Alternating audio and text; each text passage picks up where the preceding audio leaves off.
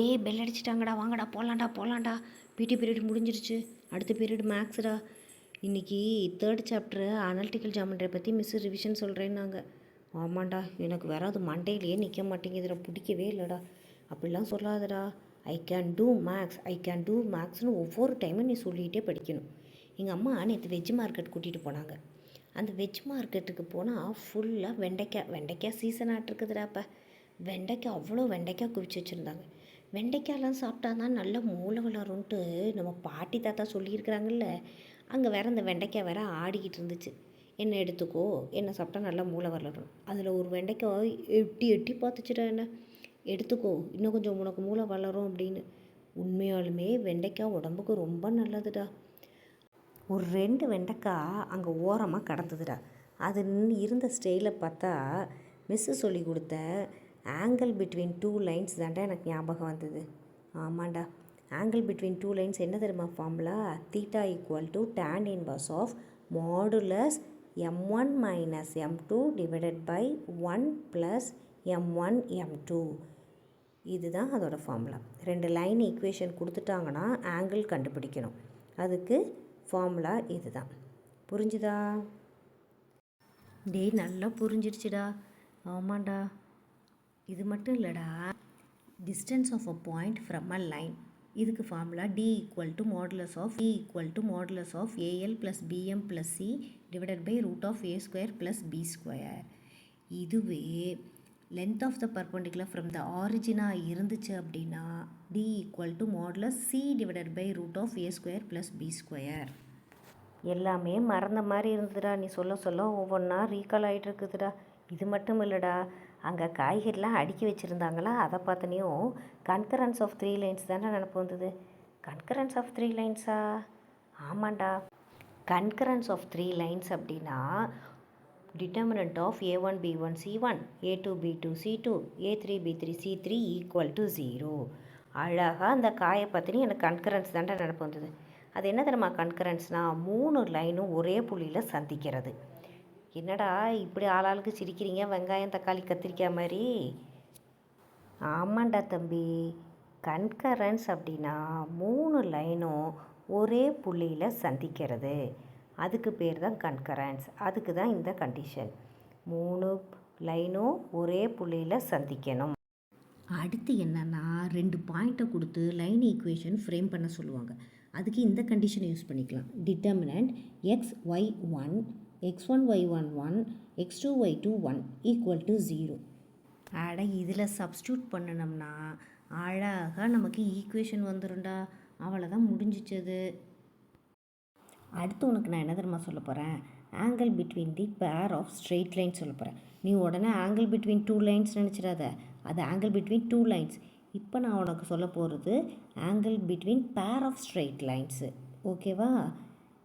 Angle between pair of straight line. டேய், எல்லாத்தையும் இந்த வெஜ் மார்க்கெட்டை வச்சே சொல்கிற. நீ காய் வாங்க போனியா இல்லை அங்கே போய் மேக்ஸை பார்க்க போனியா? எங்கே எதை எப்படி பார்த்தா என்னடா? எதையுமே மேக்ஸை நம்ம ரியல் லைஃபோட கம்பேர் பண்ணி படித்தோம்னா ரொம்ப ஈஸி. ஒரு எக்ஸாம்பிள் சொல்கிறேன் கேளு. இந்த தக்காளியெல்லாம் அங்கே பார்த்தேன். அந்த தக்காளியை பார்த்துன்னு அழகாக அடுக்கி வச்சுருந்தாங்க. அதை பார்த்தோன்னே எனக்கு உடனே இந்த டிட்டர்மினன்ட் நினப்பு வந்துருச்சுடா. இதையும் சொல்கிறேன் கேட்டுக்கோ. இது பேர் ஆஃப் ஸ்ட்ரெயிட் லைன்ஸ் கொடுத்துருக்காங்கல்ல, அது ஸ்ட்ரெயிட் லைனா அப்படின்னு ப்ரூஃப் பண்ணுறதுக்கான இந்த formula. Determinant AHG HBF GFC = 0ன்னு வந்துச்சுன்னா இது பேர் ஆஃப் ஸ்ட்ரெயிட் லைன்ஸ் அப்படின்னு சொல்லிடலாம். இதுக்கு மிஸ்ஸு எப்படி சொல்லி கொடுத்தாங்க நினப்பு இருக்கா? All holy girls having beautiful face going for cinema = 0. டே ஸ்டாப். நிறுத்துடா, சும்மா சொல்லிக்கிட்டே இருக்கிற. என்னடா, என்ன ஆச்சு? ஏன் இப்படி நிறுத்த சொல்கிற அவனை? டே, அங்கே பாடுறா, ஒருத்தன் அழுதுகிட்டு இருக்கிறான். எதுக்கு அழுகுறானே தெரில. ஏன்டா அழுகுற? டே, எல்லாத்தையும் சொன்னாடா, இன்னும் ஒன்று இருக்குடா, சர்க்கிள்.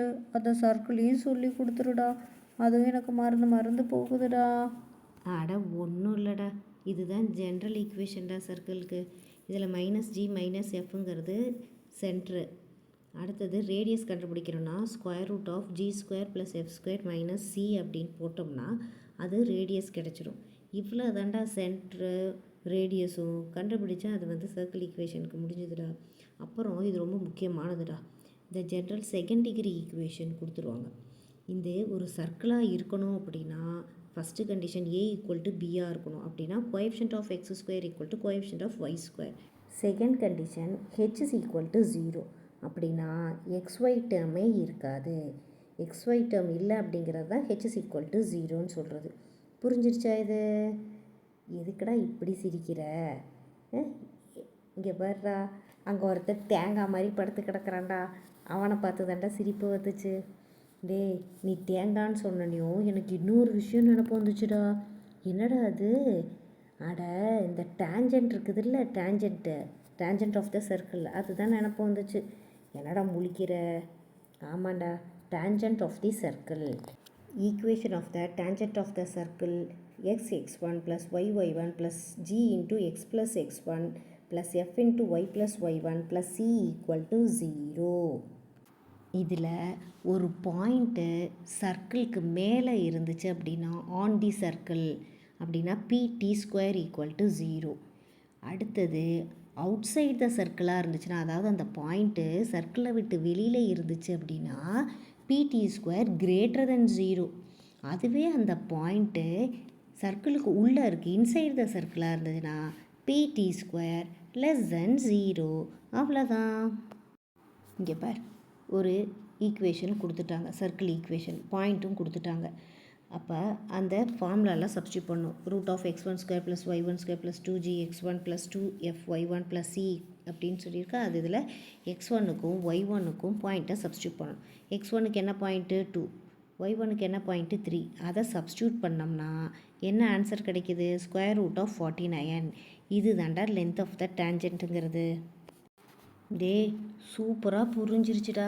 மனுஷங்களாக இருந்த எங்களையும் வெஜ் மார்க்கெட்டுக்குள்ளே கூட்டிகிட்டு போயிட்டு வெங்காயம் தக்காளி கத்திரிக்காயை மாற வச்சுட்டடா. சூப்பராக புரிஞ்சிச்சுடா. பச்சை மிளகா மாதிரி பார்த்தாலே காரமாக இருக்கும்டா மேக்ஸு. இப்போ பார்த்தேன்னு வச்சுக்கோயேன், வெங்காயத்தை உரித்தா ஒன்றுமே இல்லாத மாதிரி நல்லா புரிஞ்சிருச்சுடா. புரிஞ்சுனே அது ஒன்றுமே இல்லாத மாதிரி ஆயிடுச்சு.